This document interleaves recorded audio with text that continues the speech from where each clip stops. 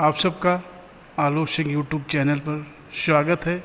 जैसा आज का टॉपिक है उत्तोलक, यह उत्तोलक क्या होता है, यह उत्तोलक में कितने बिंदु होते हैं, यह उत्तोलक कितने प्रकार का होता है, इसी पर हम कुछ आपसे बताएंगे। पहला आता है उत्तोलक किसे कहते हैं। उत्तोलक एक सीधी या टेढ़ी जो है दृढ़ छड़ होती है जो निश्चित बिंदुओं के चारों ओर स्वतंत्रतापूर्वक घूम सकती है। यानी कि वह सीधी या टेढ़ी छड़ जो किसी नियत बिंदु पर स्वतंत्रता अवस्था में अपने चारों ओर घूम सके वह उत्तोलक कहलाता है। इसमें क्या क्या है, कितने बिंदु आते हैं, आइए। तो उत्तोलक में जो है मुख्य रूप से 3 बिंदु होते हैं। वे हैं उत्तोलक के मुख्य जो है 3 बिंदु होते हैं, आलम, आयास और भार। ये 3 मेन पॉइंट होते हैं, जिसमें आलम जो बिंदु होता है, जिस बिंदुओं के चारों ओर उत्तोलक स्वतंत्रता पूर्वक जो है घूम सकता है, वह बिंदु हम आलम कहते हैं और इसे हम F से प्रदर्शित करते हैं, जैसा हमारा ये फिगर में दर्शाया गया है। अब आते हैं दूसरा बिंदु है आयास। तो उत्तोलक द्वारा भारी बोझ को उठाने के लिए आरोपित बल आयास कहलाता है। इसे हम P से प्रदर्शित करते हैं और हमारे इस फिगर में आपको देख रहे हैं P से प्रदर्शित है। तीसरा बिंदु आता है भार। भार जो होता है उत्तोलक द्वारा जो भारी बोझ उठाया जाता है उसे हम भार कहलाता है। ये फिगर में आप देख रहे हैं, हम W से ये प्रदर्शित है। तो ये सारी पॉइंट जितने हैं ये आपको हमने दर्शाया कि जो 3 बिंदु होते हैं उन तीनों बिंदुओं के बारे में बताया कि ये पॉइंट होते हैं। अब आते हैं कि उत्तोलक का सिद्धांत। उत्तोलक आघूर्णों के सिद्धांत पर कार्य करता है। यह संतुलन की अवस्था में P भार W और बल F के परिता आघूर्ण बराबर व इसके विपरीत होते हैं। यानी हम कह सकते हैं P का F के परिता आघूर्ण जो होता है वो W का F के परिता आघूर्ण होता है क्लॉकवाइज। उत्तोलक का जो यांत्रिक लाभ है इसको हम कह सकते हैं कि उत्तोलक द्वारा उठाए गए भार W तथा उस पर लगाए गए आयास P के अनुपात उत्तोलक का हम यांत्रिक लाभ कहते हैं। इसे हम कहीं कहीं A से प्रदर्शित करते हैं। अब आता है उत्तोलक कितने प्रकार का होता है। तो ये 3 प्रकार का उत्तोलक होता है। तो इसमें जो पहला आता है वो कहलाता है प्रथम श्रेणी का उत्तोलक। तो इस श्रेणी में जो उत्तोलक आता है या इस वर्ग के उत्तोलक में आलम F, आयास P तथा भार W के बीच स्थित होता है। और इस प्रकार के उत्तोलक में यांत्रिक लाभ 1 से अधिक या 1 के बराबर तथा 1 से कम भी हो सकता है। तो इस प्रकार श्रेणी के उत्तोलक में आपका प्रथम श्रेणी के उत्तोलक के उदाहरण जो आते हैं वो कैंची हैं, प्लास है, कील है या उखाड़ने की मशीन है, साइकिल का ब्रेक है, सीज झूला है। ये सारी जो हैं हमारे प्रथम श्रेणी के उत्तोलक होता है। जैसा हम जानते हैं ये उत्तोलक भी एक सरल मशीन का उदाहरण होता है। तो प्रथम श्रेणी के उत्तोलक में ध्यान होना चाहिए कि आलम जो है वो आयास P और W के बीच में होता है। तो यहाँ आप देख रहे हैं इस फिगर में आलम जो है आयास और W के बीच में है। इस जैसे कैंची में देखिए बीच में हमारा आलम है और यही हाल हमारे हथौड़े में भी है। तो इस प्रकार यह जो ये कील उखाड़ने का जो होता है हथौड़े नुमा होता है, ये भी इसका प्रथम श्रेणी का उत्तोलक का उदाहरण होता है। तो इसमें आलम हमारा जो है बीच में होता है।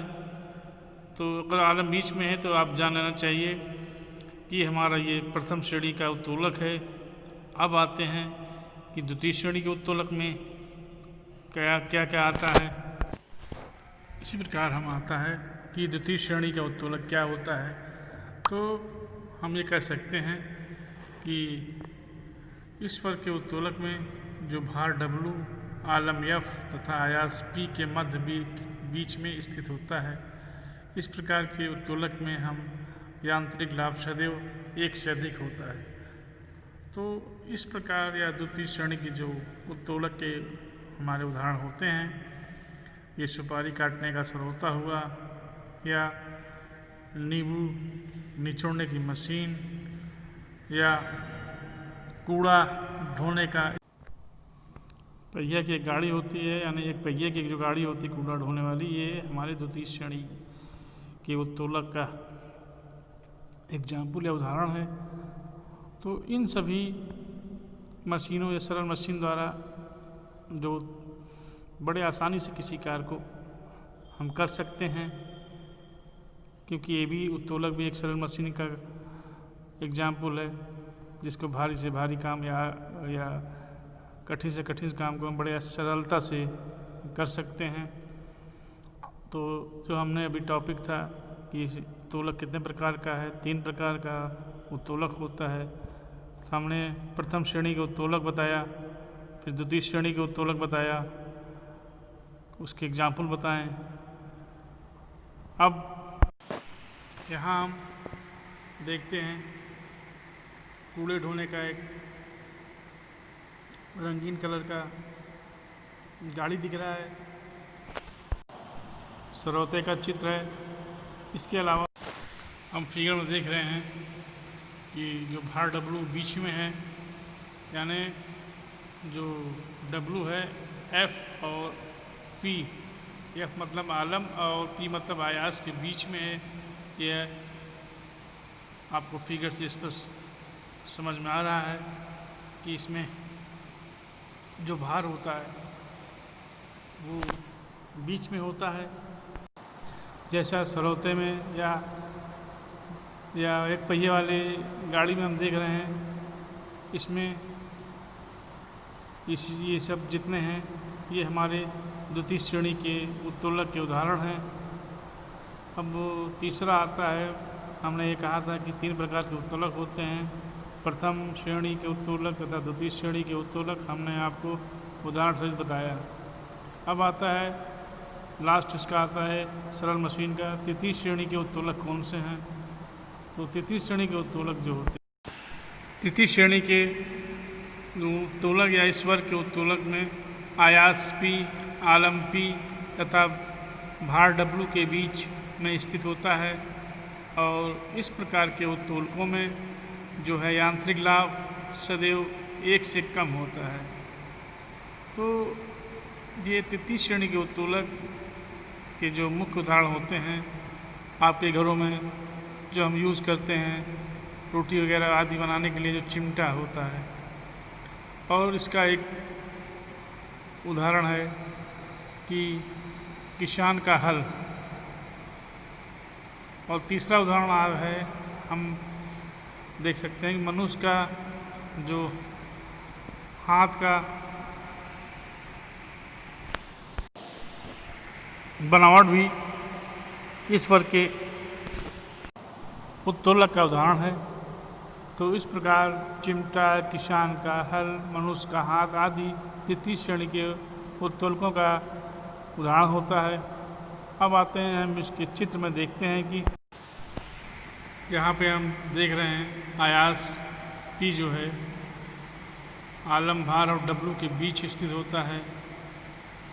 और जो मनुष्य की कोहनी होती है, इसमें भी आयास देखें बीच में क्या होता है, आलम और भार W के मध्य में हमारा आयास स्थित होता है। तो हमने आज हम सरल मशीन के इसके पहले टॉपिक में हमने सरल मशीन के बारे में बताया कि सरल मशीन किसे कहते हैं और ये कितने प्रकार का होता है।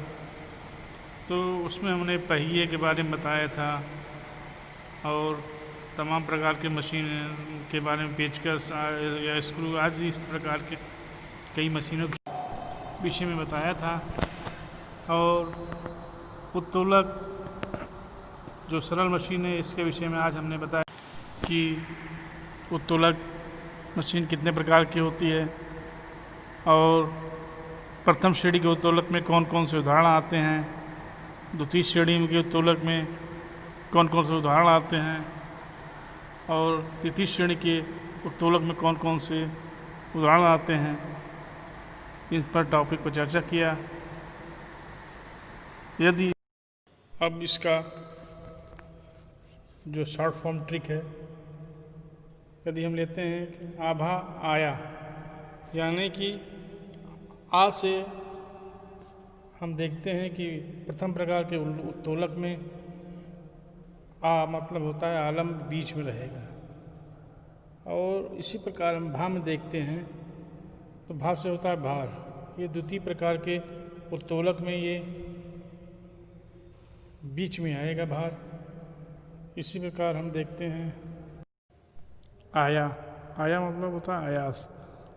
तो द्वितीय प्रकार के उत्तोलक में आयास जो है बीच में आएगा। तो शॉर्ट फॉर्म का शॉर्ट ट्रिक जो है आभा आया, आ से प्रथम प्रकार श्रेणी में बीच में रहेगा आलम, भा से भार बीच में रहेगा द्वितीय श्रेणी में, आया आयास जो है ये रहेगा आपके तृतीय श्रेणी के उत्तोलक में बीच में।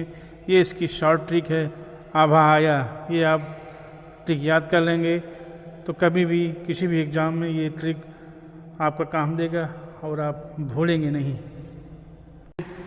हमारा वीडियो आपको पसंद आवे तो आप लाइक सब्सक्राइब करिए और इसे हमें दूसरे ग्रुप में भी इसको भेजिए, जिससे हमारा उत्साह बढ़ता रहे और हम आपको बराबर नए नए टॉपिक पर वीडियो बनाते रहें।